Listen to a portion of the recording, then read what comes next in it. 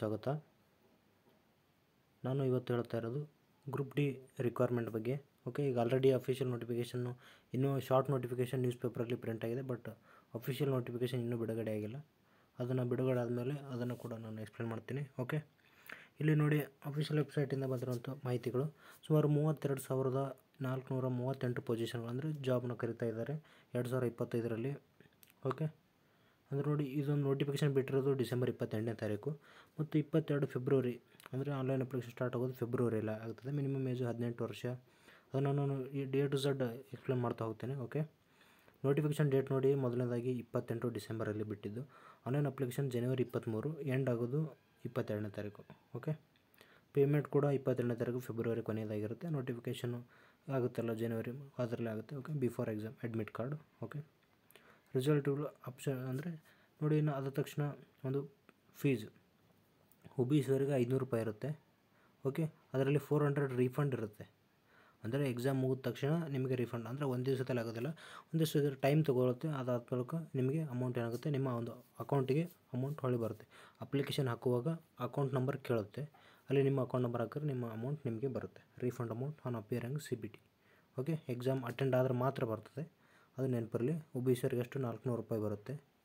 ಇನ್ನು ಇಲ್ಲಿ SC/ST female ಅವರಿಗೆ 250 ರೂಪಾಯಿ ತೆಗೆದುಕೊಂಡಿರ್ತಾರೆ. 250ಕ್ಕೆ 250 ರೀಫಂಡ್ ಮಾಡ್ತಾರೆ.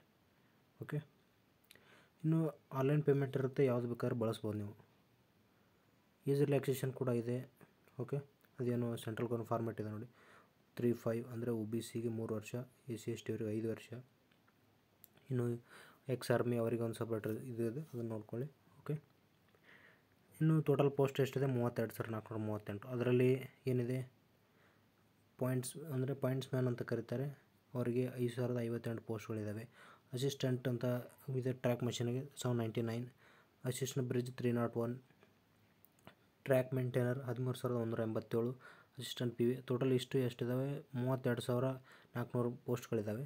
ಓಕೆ, ಅದಕ್ಕೆ ಎಲಿಜಿಬಿಲಿಟಿ ಕ್ರೈಟೀರಿಯಾ ಏನಿದೆ ನೋಡಿ, candidate who have completed class 10, 10ನೇ ಮುಗಿಸಿರಬೇಕು ನೋಡಿ. ನ್ಯಾಷನಲ್ ಅಪ್ರೆಂಟಿಸ್ ಸರ್ಟಿಫಿಕೇಟ್, ಇಲ್ಲಿ ಡಿಫ್ರೆಂಟ್ ಜಾಬ್ ರೋಲ್ ಇರೋದ್ರಿಂದ ಡಿಫ್ರೆಂಟ್ ಎಜುಕೇಷನ್ ಡೀಟೇಲ್ಸ್ ಇನ್ನು ಅಫಿಷಿಯಲ್ ನೋಟಿಫಿಕೇಷನಲ್ಲಿ ಮಾತ್ರ ದೊರಕುತ್ತೆ. ಓಕೆ, ಯಾಕಂದರೆ ಇಲ್ಲಿ ಕೆಲವೊಂದಕ್ಕೆ ITI ಬೇಸ್ಡ್ ಇದ್ದಾವೆ, ಡಿಪ್ಲೊಮಾ ಬೇಸ್ಡ್ ಇದ್ದಾವೆ, ಸಪ್ರೇಟ್ ಸರ್ಟಿಫಿಕೇಟ್ ಬೇಸ್ಡ್ ಇದ್ದಾವೆ. ಓಕೆ, ಇಲ್ಲಿ SCVT ಅಥವಾ ನ್ಯಾಷನಲ್ ಅಪ್ರೆಂಟಿಸ್ಶಿಪ್ ಸರ್ಟಿಫಿಕೇಟ್ ಅಂತ ಬರುತ್ತೆ. ಓಕೆ, ಇಲ್ಲಿ ಬೇಸ್ಡ್ ಇದೆ ಗ್ರೂಪ್ ಡಿಯಲ್ಲಿ. ನೋಡೋಣ, ಅದು ಅಫಿಷಿಯಲ್ ನೋಟಿಫಿಕೇಷನಲ್ಲಿ ನಿಮ್ಮ ಒಂದು ಏನು ಏಜ್ ಕ್ವಾಲಿಫಿಕೇಷನ್ ಕೇಳಿರ್ತಾರೆ ನೋಡಿ, ಅದನ್ನು ನಾನು ಸಪ್ರೇಟ್ ಡಿಸ್ಕಷನ್ ಮಾಡ್ತೀನಿ. ಓಕೆ, ಇವಾಗ ಎಷ್ಟೆಷ್ಟು ಸಿಲೆಬಸ್ ನೋಡಿ, ಪ್ಯಾಟರ್ನ್, ಎಕ್ಸಾಮ್ ಪ್ಯಾಟರ್ನ್ ಇರ್ತದೆ. ಮೊದಲನೇದಾಗಿ GK ಇರುತ್ತೆ, ಜನರಲ್ ಸೈನ್ಸ್, ಮ್ಯಾಥಮೆಟಿಕ್ಸು, ಆಮೇಲೆ ಇಂಟೆಲಿಜೆನ್ಸು.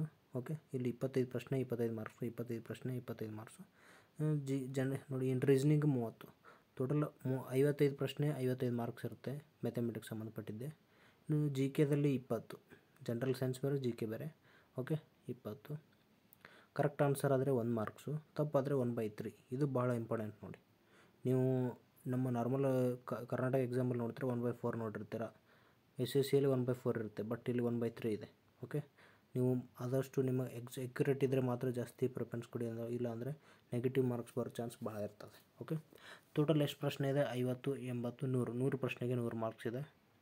ಓಕೆ, ನೆಕ್ಸ್ಟು ವೇರಿಯಸ್ ಪೋಸ್ಟ್ಗಳು ಆನ್ಲೈನ್ ಫಾರ್ಮಲ್ಲಿ ಇನ್ನೂ ನಾನು ಹೇಳ್ತೀನಿ, ಅದು ಅಪ್ಲಿಕೇಶನ್ ಯಾವ ರೀತಿ ಬಿಟ್ಟಿದ್ದು, ಯಾವ ರೀತಿ ಅಪ್ಲೈ ಮಾಡ್ಬೇಕಂತ ಕೂಡ ಮಾಡಿ ತೋರಿಸ್ತೇನೆ. Alternately visit the official website, make sure application.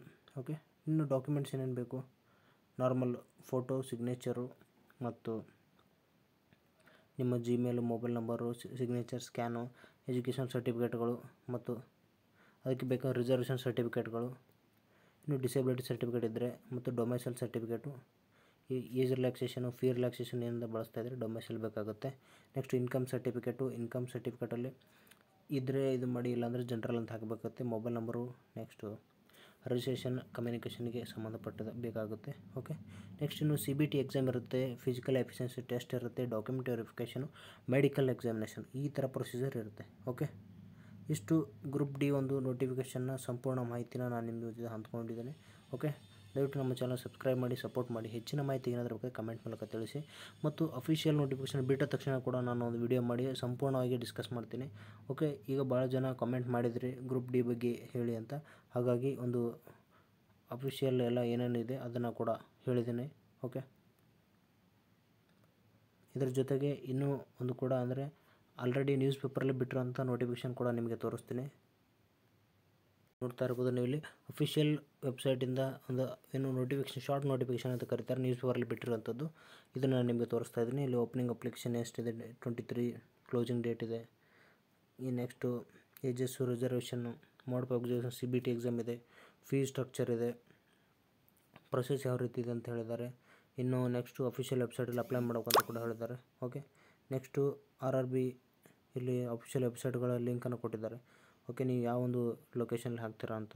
Okay, next general guidelines, application for details, ಇಲ್ಲಿ ಒಂದು ಪಾಯಿಂಟ್ನ ಕೊಟ್ಟಿದ್ದಾರೆ, ನೋಟಿಫಿಕೇಷನ್ ಇರುತ್ತೆ, ಅದು ಅಲ್ಲಿ ಡಿಸ್ಕಸ್ ಮಾಡ್ತೀನಿ. ಎಲಿಜಿಬಿಲಿಟಿ ಏನಿದೆ ಕ್ಯಾಂಡಿಡೇಟ್ಸ್ಗಳು, ಅವ್ರು ಏನು ಕೇಳಿದ್ರೆ must satisfy themselves they are eligible to post if claim the made application not substitute candidate cancelled. ಅಂದರೆ ಒಂದು ನಿಮ್ಮ ಕ್ವಾಲಿಫಿಕೇಷನ್ ತಕ್ಕಂಗೆ ಅಪ್ಲಿಕೇಶನ್ ಹಾಕಬೇಕು.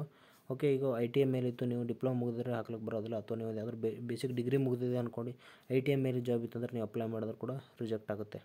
ಓಕೆ, ಈ ರೀತಿ ಇದೇ ನಿಮ್ಮ ರಿಜಿಸ್ಟರ್ ಮೊಬೈಲ್ ನಂಬರ್ ಇವೆಲ್ಲ ಇರಬೇಕು ಅಂತ ಹೇಳಿದ್ದಾರೆ. ಓಕೆ, ಇಷ್ಟು ಅಫಿಷಿಯಲ್ ನೋಟಿಫಿಕೇಷನ್ ಹೊಡಿಸಿದ ದಿನಾಂಕ ಕೂಡ ಇಲ್ಲಿದೆ ನೋಡಿ, 28/12/2024 ಅಂತ. ಓಕೆ, ಇಲ್ಲಿಗೆ ನಾನು ಸಂಪೂರ್ಣ ಮಾಹಿತಿಯನ್ನು ನೀಡಿದ್ದೀನಿ. ಓಕೆ, ದಯವಿಟ್ಟು ನಮ್ಮ ಚಾನಲ್ ಸಬ್ಸ್ಕ್ರೈಬ್ ಮಾಡಿ, ಸಪೋರ್ಟ್ ಮಾಡಿ. ಏನಾದರೂ ಹೆಚ್ಚಿನ ಮಾಹಿತಿ ಬೇಕಾದರೆ ಕಮೆಂಟ್ ಮೂಲಕ ತಿಳಿಸಿ. Thank you.